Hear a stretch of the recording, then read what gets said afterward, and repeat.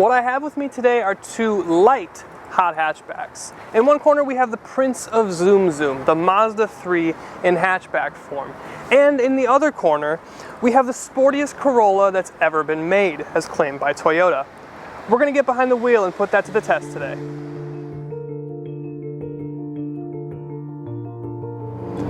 Alright, so as we start to talk about how these are light, hot hatchbacks, we have to keep in mind what's important in a car to make it fun under 200 horsepower. And yes, we'll get to power figures in a minute, but I want to talk about transmission a little bit. Now, from my experience, the thing that makes a car fun and enjoyable under 200 horsepower is a manual transmission. Now, in the Corolla XSE that I do have a manual transmission, and power only goes to the front wheels. That's the only option that you have. In this Mazda 3, it's a little different story. Now, you can have a front-wheel drive car, that is the standard, but you can also option an active all-wheel drive system.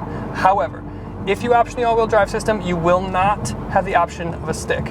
Now, this is actually kind of funny because typically when a manufacturer offers a manual, it's in the lowest trim with no kit on it, and that really kind of irks enthusiasts. However, Mazda has thought of this, and they've offered their manual transmission in just their preferred or premium, I believe it's premium trim. It's one of their higher trims, and it's, yeah, you can only get it in a front-wheel drive, but if you can get it in the top trim with all the goodies, that's fine by me. Now, I suppose we should take this time to talk about engine. And under the hood, you get Mazda's typical 2.5 liter naturally aspirated 4-cylinder.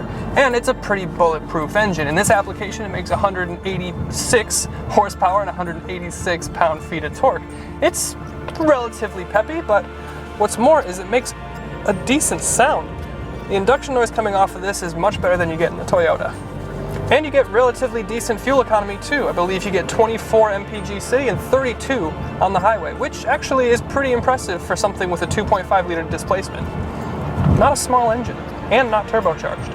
And now we should talk about dynamics. And like I mentioned earlier, this has an active all-wheel drive system. It's new for the Mazda 3 for this generation, and essentially what that means is it's a front-wheel drive biased system, but it can send power to the rear when the vehicle detects that it needs to. Now, it can detect it in a couple different ways. First and foremost, and 90% of the time, it's going to be because of inclement weather. Snow, rain, ice, slush, all that sort of stuff that you get here in Wisconsin, that's what's going to set this thing off. However, if the car senses that you're losing grip or traction, which will be difficult in a 180 some horsepower and torque vehicle, but if it does sense that you're losing grip, it will send power to the back axle. Now, this is good, not necessarily just for traction, but for balance and the way that the torque and the power is delivered. It's a much more balanced feeling. You can tell a front-wheel drive car the second you get in it and pull and send it into a corner, and it kind of hides it in here. It balances the car a little bit. Yeah, you add another 200 or so pounds, and so it makes it a little bit heavier, but it's still under 3,300 pounds, and it's a well-balanced car. Now, lastly, in terms of dynamics, we have to talk about suspension, and that's important for this one, and I'll get to that. So up front, you have an independent McPherson strut system, so each wheel gets their own independent suspension. However, in the back is where Mazda cheaped out a little bit in comparison to the Toyota. The Toyota uses a multi-link system in the back. The Mazda's using a torsion beam rear axle, so it doesn't have quite the sophistication in the back, and I think you can kind of tell when you're pushing it through a corner. It's not necessarily to say that it's bad, but it does somewhat hinder the experience and the feel when you're really on it and driving spiritedly, which, in the Prince of Zoom Zoom, you may want to do from time to time.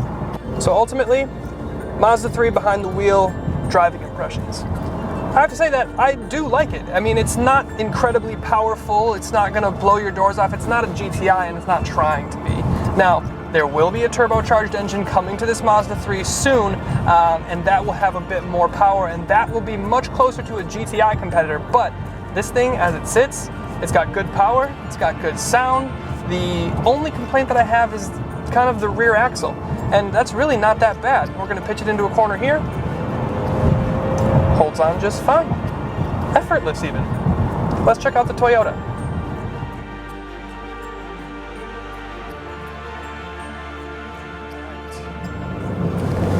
Behind the wheel of the sportiest Corolla that's ever been made. And I may have to agree here, because there is something integral to the design of this car, and it's sitting on the right-hand side of my leg. and that's a 6-speed manual. Now, the same basic principles apply here as they did in the Mazda, as we discussed earlier. How do you have fun under 200 horsepower? And the key to that is engagement. If you want to have fun with that little power, you have to be involved in the driving. So you have to be able to roll your own gears. You have to feel the way the car turns in. You have to feel what's happening in the tires through the steering. It's all kind of here, and we'll get to that. But I do want to talk about the fact that you have a 2-liter. This is the upgraded engine. You can get a 1.6, you can get a 2-liter. This is the 2-liter for the XSE, making it 169 horsepower. Now, for those of you keeping track at home, that is almost 20 horsepower less than in the Mazda 3. Now, for those of you thinking, oh, 20 horsepower is not that bad, you know, it's still very livable. Okay, fine. But let's keep in mind that these are small cars, under 200 horsepower. So if you think about it, that's 10%. That's a 10% gap if they were both to be at 200 horsepower. So it's a pretty sizable margin between these two. Now, granted, this is a smaller engine. It displaces 2 liters rather than 2.5 like you get in the Mazda. What that means is that you are going to have a little bit less power, a little better fuel economy, and to be honest, a little less good of noise in the cabin and from your exhaust. But that's not what the car's about. Like I said, fuel economy is where it counts. And this car gets stellar fuel economy. This basically gets, I think, 1 mpg less in the city than this Mazda 3 gets on the highway. So this is a very efficient car. Now we should talk about drivetrain because that's important. Like I said back in the Mazda, you can get all-wheel drive, but not unless you're okay with sacrificing the manual transmission. So in this Corolla, you can't get all-wheel drive. So it's kind of apples to apples. If you want to stick, you're going to be front-wheel drive whether you're in the Toyota or whether you're in the Mazda. So I think that's okay. This also helps the Toyota save a little bit of weight, makes it a little bit lighter and a little bit more frisky around the corners. Now, the big story here with this Toyota, as we huck it into a corner, is the fact that this is hailed from Toyota as the sportiest Corolla that's ever been produced. And that has to do with one thing in particular, and it's the way that the back end is sorted. Now, unlike in the Mazda where you have a torsion beam rear axle, you have, what in the world?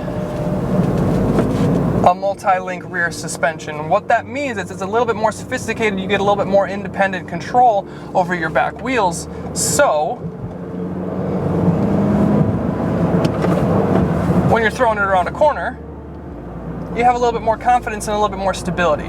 Now, in the Mazda, we talked about the balance and the weighting of the all-wheel drive system and how that torque is delivered. You know, it's predominantly a front-wheel drive system, but the rear kicks in when you need it to. Now, that is true. However, with the more sophisticated rear end on here, you have more control and you have better balance to begin with.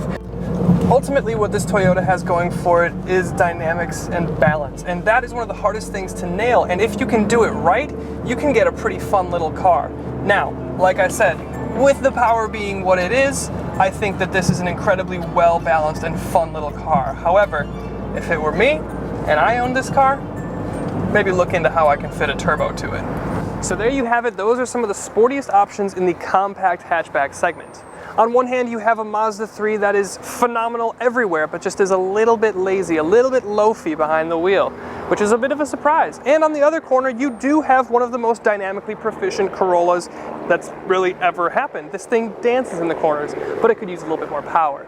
If it were me and my money and I was voting with my wallet, I would go with the premium Mazda 3 hatchback with a stick in Soul Red. I hope you guys enjoyed the video. If you did, leave that thumbs up, and I'll see you next time.